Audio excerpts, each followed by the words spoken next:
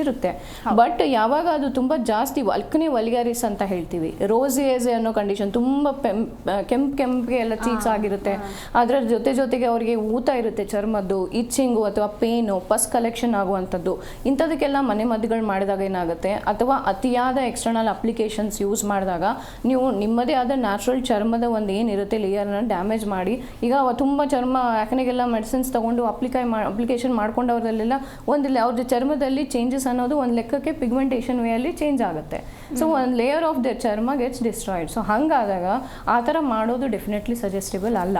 So ಏನೇ ಆದರೂ ಕೂಡ ನಿಮಗೆ ಕಂಟಿನ್ಯೂಸ್ಲಿ ಉಳಿತಾ ಇದೆ, ವಾರಗಳವರೆಗೆ, ತಿಂಗಳುಗಳವರೆಗೆ, ಒಂದು ಚಿಕ್ಕದು ಯಾಕನೇ ಆದರೂ ಕೂಡ ಹಾಗೆ ಮುಂದುವರಿತಾ ಇದೆ, ಅಸೋಸಿಯೇಟೆಡ್ ಸಿಂಪ್ಟಮ್ಸ್ ಇದೆ, ಅಂಥ ಸಂದರ್ಭದಲ್ಲಿ ಎಕ್ಸ್ಪರ್ಟ್ ಅಂತ ಹೇಳಿ ಒಪಿನಿಯನ್ ತೊಗೊಳ್ಳೋದು ತುಂಬ ಅನುಕೂಲವಾಗಿರುತ್ತೆ. ಈಗ ಇಚ್ಚಿಂಗ್ ವಿಷಯ ನಾನು ಹೇಳ್ದಂಗೆ, ಏನೋ ಅವಾಗವಾಗ ಸಡನ್ನಾಗಿ ಜಾಸ್ತಿ ಇಚ್ಚಿಂಗ್ ಬರುತ್ತೆ, ಅದು ಬಂದಮೇಲೆ ನಾನು ಒಂದು ಸಿಟ್ರಜಿನ್ ತೊಗೊಂಡ್ಬಿಡ್ತೀನಿ,